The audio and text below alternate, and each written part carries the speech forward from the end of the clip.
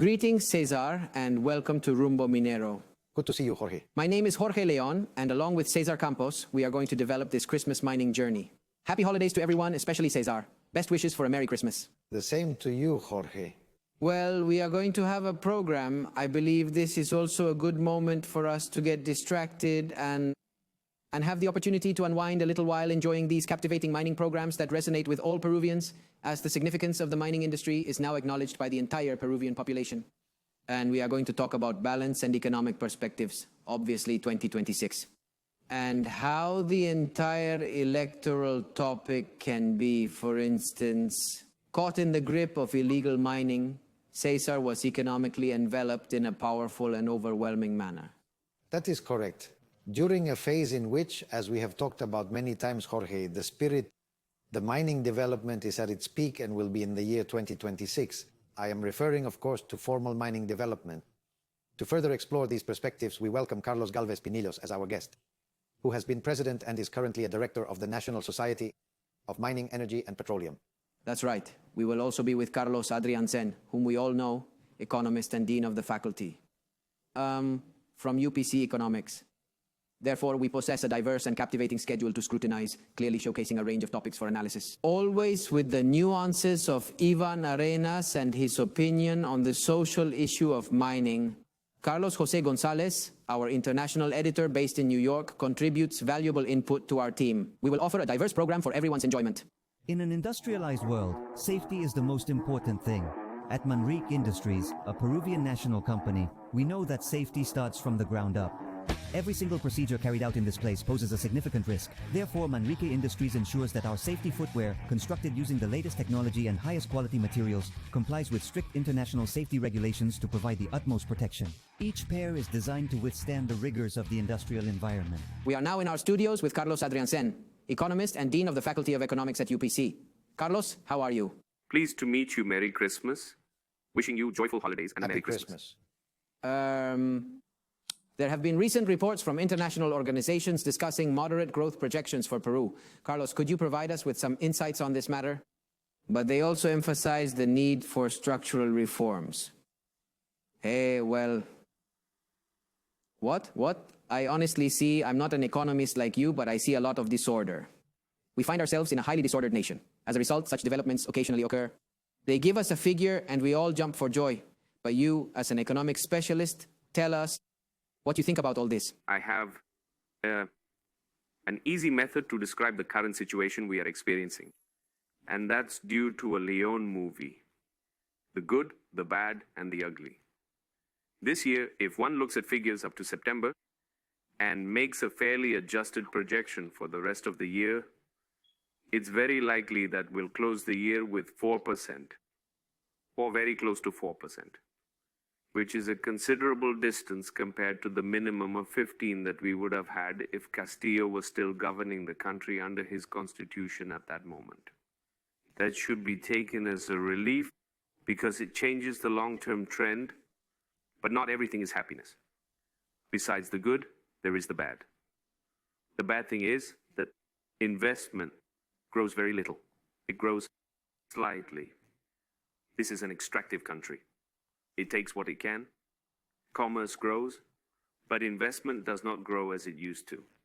And Mr. Alberto Benavides made me aware of this a long time ago in Oceania, in Australia, where growth was inclusive. And finally comes the ugly part. The ugly part is that this year, very likely, the indices of corruption and institutional deterioration have deepened. In other words, we have had 10 years with corruption control declining, or perception of corruption rising. That impedes progress and development. Based on that, I'll tell you what the organizations say. This is a country where reforms have been half done, and also where there have been anti-reforms.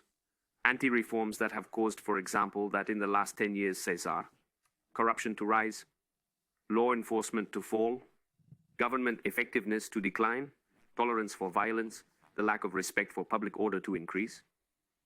It only remains so moderately Latin American, what the Americans call voice and accountability, which is tolerance for participation. And even so, it is low.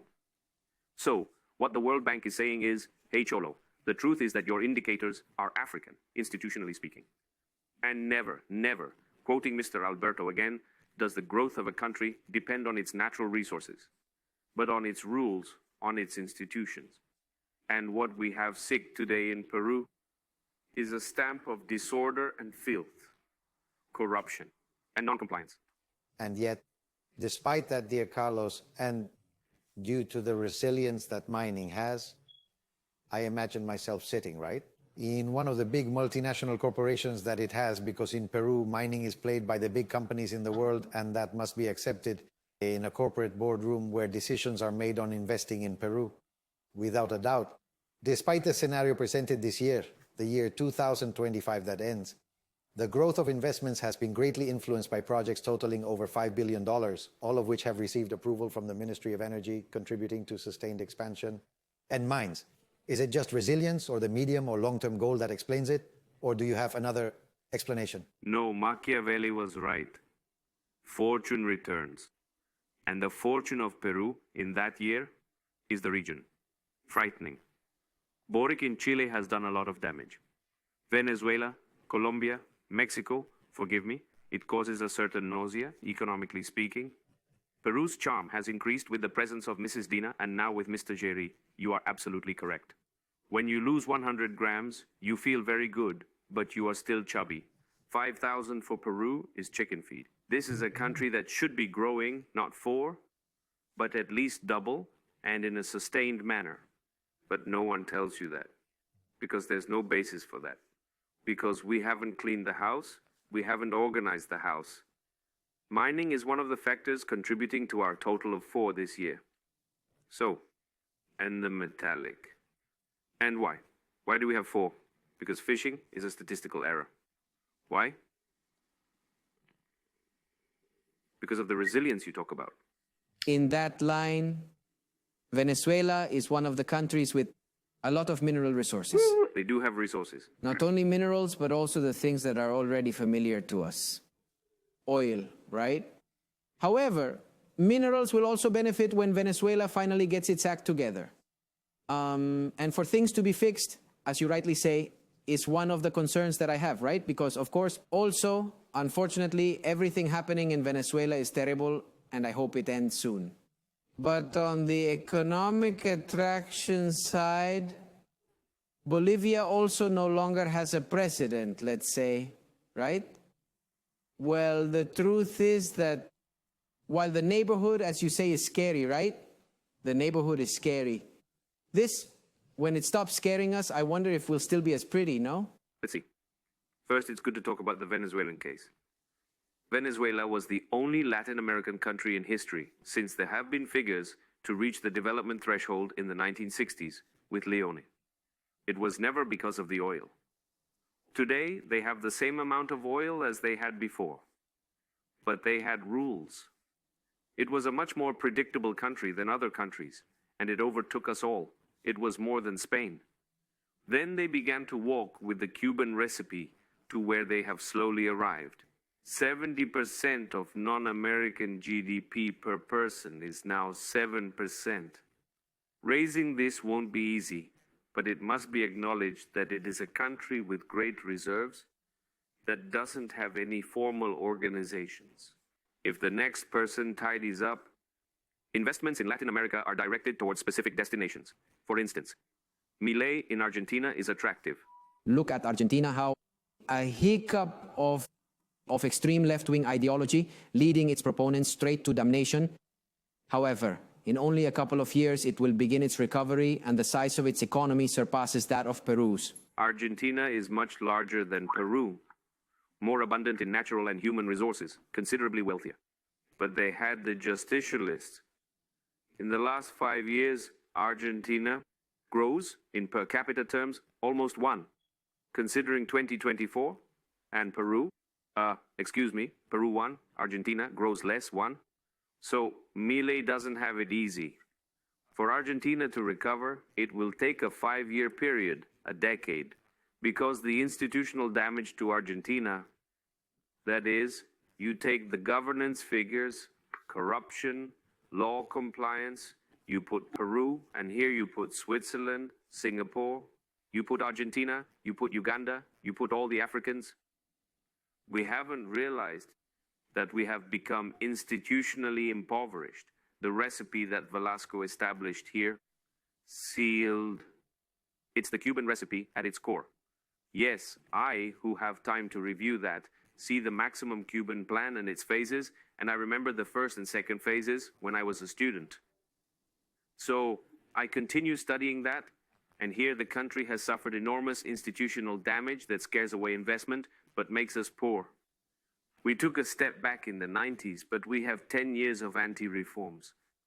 What has happened in Peru since Humala onwards are anti-reforms.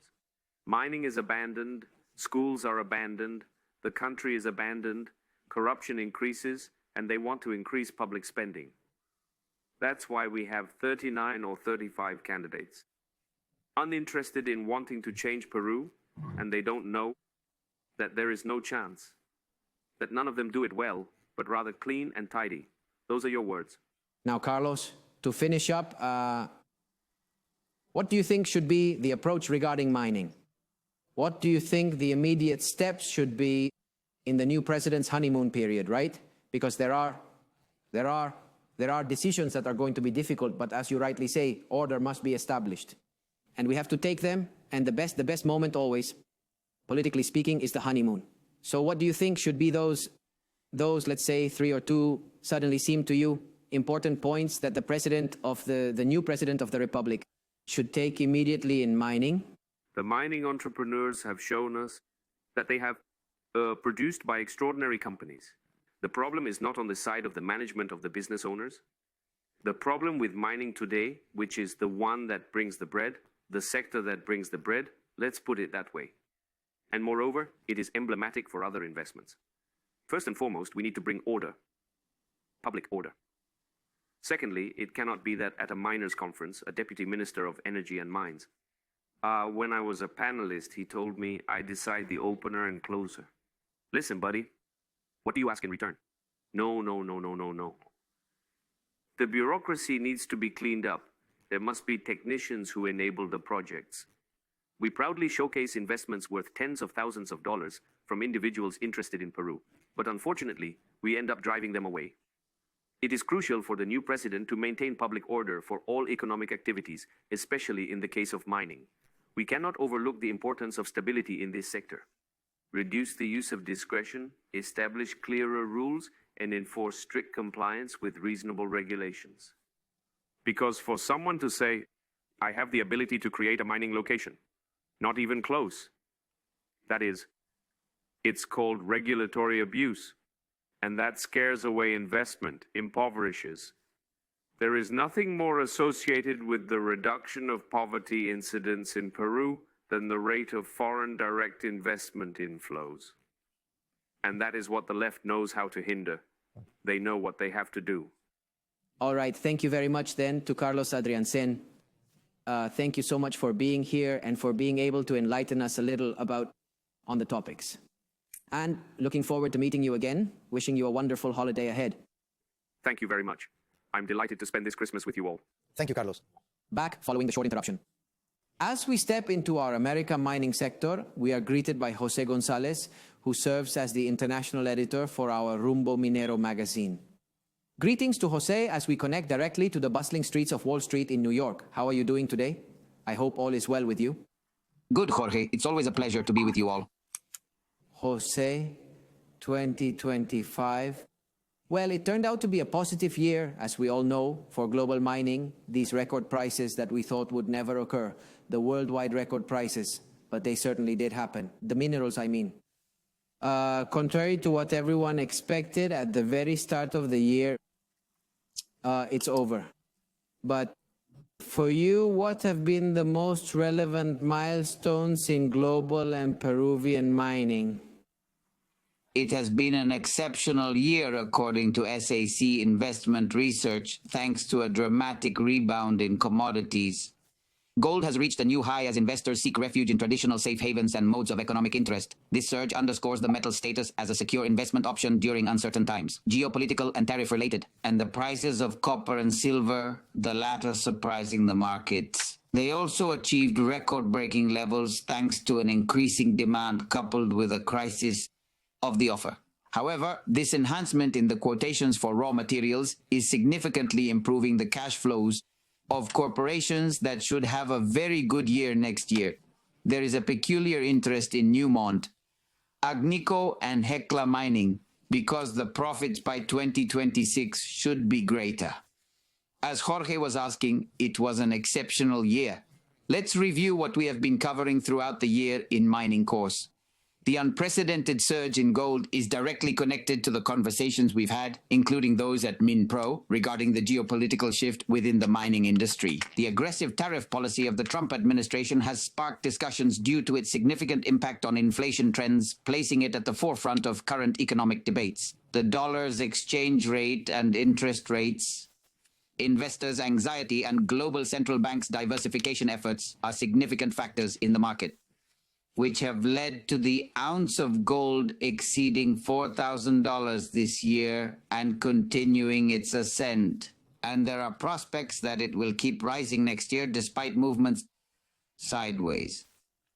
Meanwhile, the prices for copper, which is the very backbone of electrification, have experienced volatility, yet they have remained favorable. Let's remember there was a rush towards copper when tariffs were expected, reaching a record of $5.96 each pound in the month of July, in order to subsequently have a correction when the policies of the Trump administration were modified.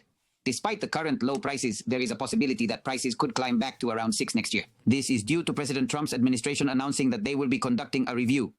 Those tariff announcements during the coming year. Analysts have noted that prices have consistently held steady at $5 per pound for quite some time, with no significant fluctuations. It is possible for a commodity supercycle to emerge due to long-term structural conditions, rather than just temporary factors, as was the case with the weakness of the dollar and Chinese growth in the past. Electromobility, the energy transition, artificial intelligence, and data centers. The pressure for electrification will continue to keep copper at the center of interest. Interestingly, the dynamics of silver, which is a semi-precious precious metal, the issue is also related to problems in the industrial sector, including supply chain difficulties. This year, there have been challenges in Chile with Codelco and at Freeport-McMoRan's Grasberg mine due to the transition of the mines to underground operations. We face problems, flooding problems, seismic problems that will continue to threaten the supply, which will maintain that the demand for solar energy, electronics, and electrification, and that the pressure stemming from the demand, considering that only that specific industry accounts for 50% of the current silver demand, is sustained. The supply is going to continue being constrained. The outlook remains bright for Peru's key minerals next year, with continued positive prospects on the horizon. We are the second largest producer of silver, the second largest producer of copper, and a major gold producer among the top 5 in the world. And a good mining year is shaping up for 2026. Thank you, Jose. A pleasure. Well, to mention, of course, that the magazine Rumbo Minero, www.rumbominero.com, we will cover all the show topics along with other fascinating subjects, all available for free. There is a myriad of interesting content awaiting you. You just have to go to www.rumbominero.com. We're going to a commercial break now, and we'll be right back. And now we are here in our studios, joined by Carlos Gálvez, who serves as the director of the National Society of Mining, Petroleum, and Energy. Hello, Carlos. It's fantastic to see you again. Glad to have you back. Welcome. Hey, Jorge and Cesar. It's wonderful to be here with both of you. How are you guys doing? Carlos, tell us a little bit on mining, which you know very well. We've actually had quite a successful year when we consider the numbers. Wouldn't you agree? I'm not talking about illegal mining and everything we've already covered extensively and will continue to cover, but right now I'm talking about figures, about legal mining. We've had a good year. It's projected to be a good year for 2026. The positive news about copper prices keeps flowing. there is a growing demand for copper, which is expected to continue rising, to quintuple what is needed in the world. What do you think, in your personal opinion, 2026? Indeed, you are right. The jump that has occurred in the prices of gold, it was at 4,200 when the year began, around 2,000, of silver, which is already close to $64. That started at half of that, of copper, which was at $9,000, over $8,000 a ton, and now it's at 11,700, reaching practically 12,000, results in a very important growth in the value of the mining exports that we are seeing. Unfortunately, that is not accompanied by the volume of export and mining production. The sneakers are somewhat recovered, and that is important. However, there's still a lot more work waiting for us. The concern is that we are not giving the proper boost to the major mining projects. This year, right now, we are having the results now from a project like San Gabriel with its first bar that we have to celebrate at the end of this year. We also have reasons to celebrate with Tia Maria, which is making progress. Zafranal is a project already quite mature and is not moving at the speed I would expect. We must focus on developing the copper projects in the northern region. I am concerned that we do not have any leader who takes on Peru's ambition to become the leading global copper producer is a key national objective. And we have all the conditions to do it, and we have the opportunity to surpass Chile. And if that were moving forward, of course, we would be radiating throughout the economy. Poverty levels would be aiming for a single digit. We have got plenty on our plate. It is truly a topic that I wish the upcoming administration will have the vision to promote so that we can make the leap we deserve. Without a doubt, without overlooking the structural impact it has on formal mining and these indicators that Jorge, you have stated them and you emphasize it, dear Carlos.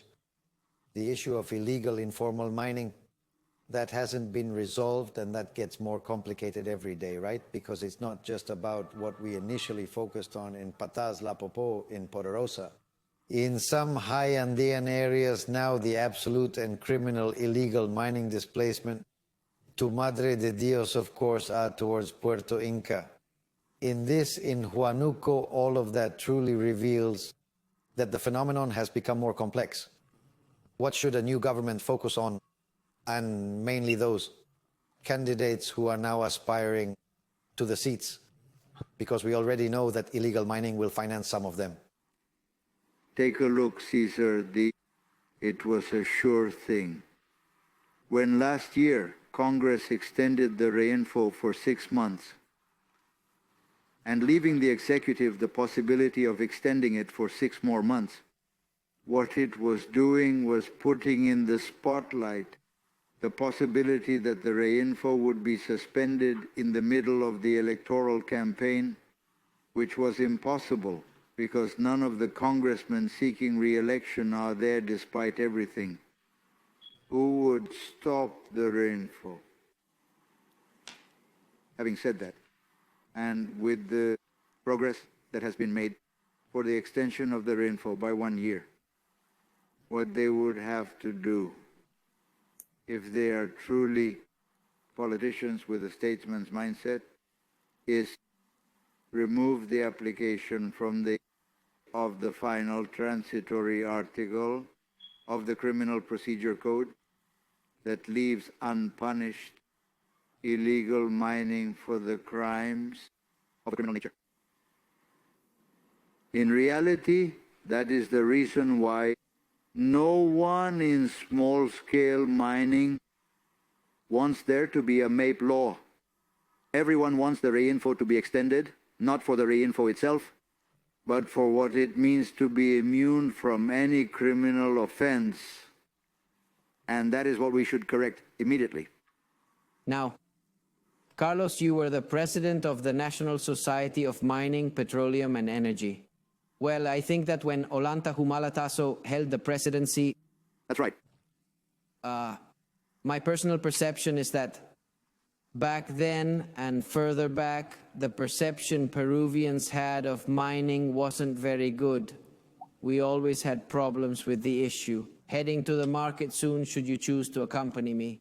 Mining to give, to make clear the advantages of mining. In recent times, I have noticed a significant improvement in the perception of mining among all Peruvians. The topic seems to hold a more positive position in their minds now.